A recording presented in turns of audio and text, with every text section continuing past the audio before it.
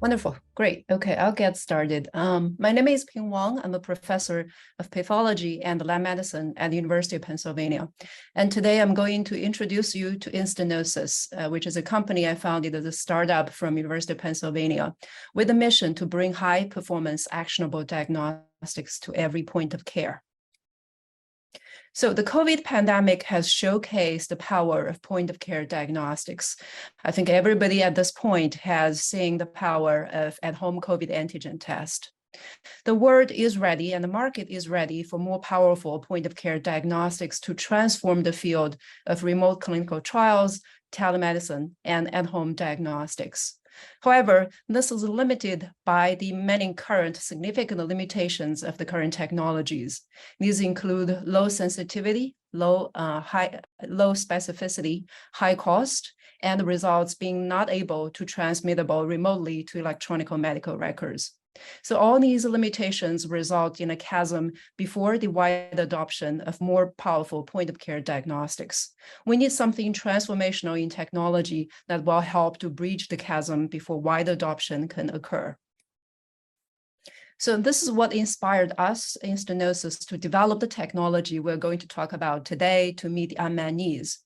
So here I will highlight some of the important features of the technology. First of all, it's analyte agnostic. It can detect and quantitate proteins, nucleic acids, and small molecules. So this covers essentially all the important biomarkers in the field.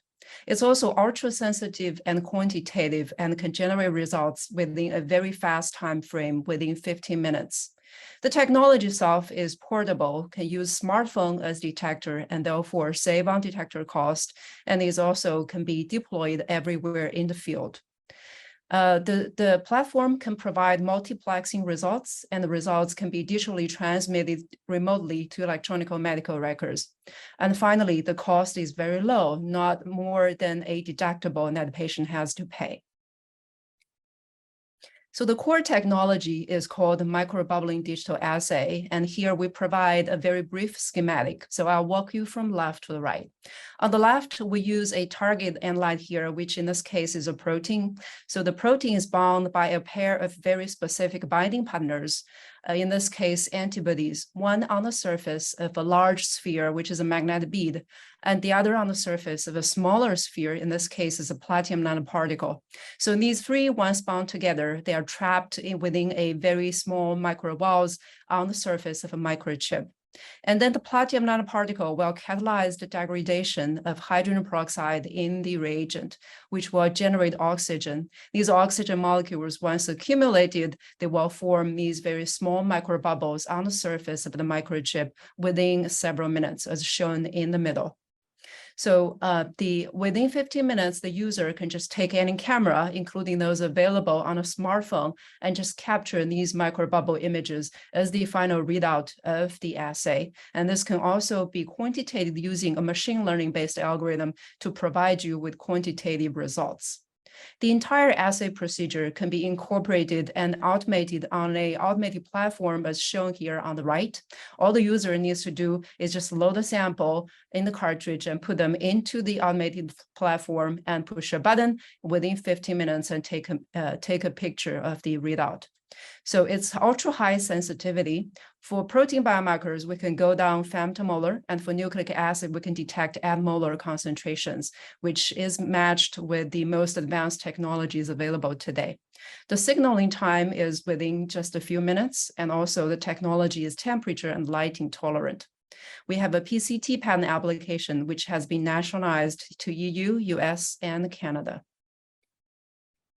We first leveraged this very powerful technology for cancer monitoring. So in this case, we first target the prostate cancer recurrence.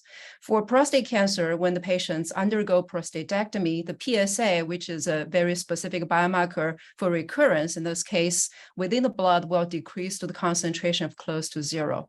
So this requires a very sensitive technology to detect any possible recurrence.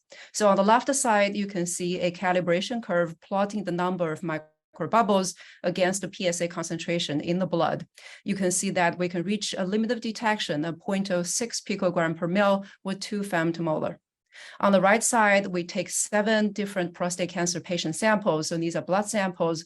We split them between a microbubbling assay, our technology, and a FDA-approved standard called Roche electrochemiluminescence.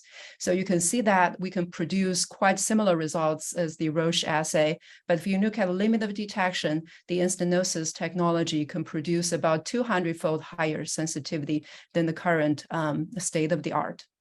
And similarly, we can produce femtomolar sensitivity for other biomarkers such as beta-HCG. And based on this, we have received non-dilutive NIH funding to decrease cancer monitoring disparities in populations that have limited access to healthcare. And we also leverage this technology for bi-threat detection, in this case, using COVID-19 as an example. So here we show the entire workflow of the COVID-19 detection using our technology, which is very similar to what you do at home using the COVID antigen test. So you simply take a swab, put that into extraction tube, and then transfer some of that tube liquid into the cartridge. So the cartridge itself is embedded with microfluidics. We then load that cartridge onto the automated platform. The user press a button, and then within 15 minutes, will be alerted to take a picture of the microbubbles. And there is a machine learning-based algorithm that will interpret the image and let the user know whether it's positive or negative. So the entire workflow here is less than 15 minutes. However, within that time frame and very user-friendly protocol, we can provide the same sensitivity as those FDA UA-approved PCR assays. We enrolled about 400 patients at Penn Medicine to validate the technology for COVID-19. And this clinical study proved that the positive percent agreement and the negative percent agreement of our technology as compared to the PCR are both 97%, indicating that is highly accurate. So based on that, we have received some non-dilutive REDX funding and BARDA funding to further develop the technology. And REDX, just for information, is a special contract that NIH uses to expedite the development of COVID-19 diagnostics. Our go-to-market strategy from this point is to utilize the CRO pharma as the beachhead market because there is a lower barrier to entry to this market, and followed by the diagnostic market. In our beachhead market, we will partner with major CRO and pharma companies through a voice of customers and a recent iPod experiment and program. We have validated that inflammation biomarkers using point-of-care technology is an unmet need in the CRO pharma market. The values we're looking to deliver to the CRO pharma market clients include that we can deploy this wide technology widely to decentralize the clinical trials. We can help recruit and the retention of the subjects. And we can also provide digital integration of the results remotely to a central CRO database.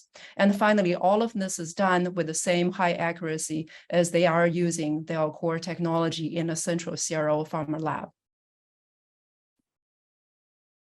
So we have mapped the competitive advantages of the technology by comparing ourselves with several of the current used CRO central lab technologies. These include routine ELISA, protein simple ELA, millipore sigma SMC, the MSD, ECLIA, and the Quanterix technology. So as you can see, we can provide the same high sensitivity as the most sensitive technology currently being used, however, with a much shorter time to results and a much lower cost to the user. In the at-home diagnostic market, we also compared ourselves against several of the current available technologies, both available and in development. So these include the at-home molecular tests and also lateral flow antigen tests. So again, as you can see from the target, assay complexity, time to results, cost, etc., we are really the only one that can provide PCR-like sensitivity, but at the same time, very low cost, very rapid and widely deployable, unlike some of the other technologies.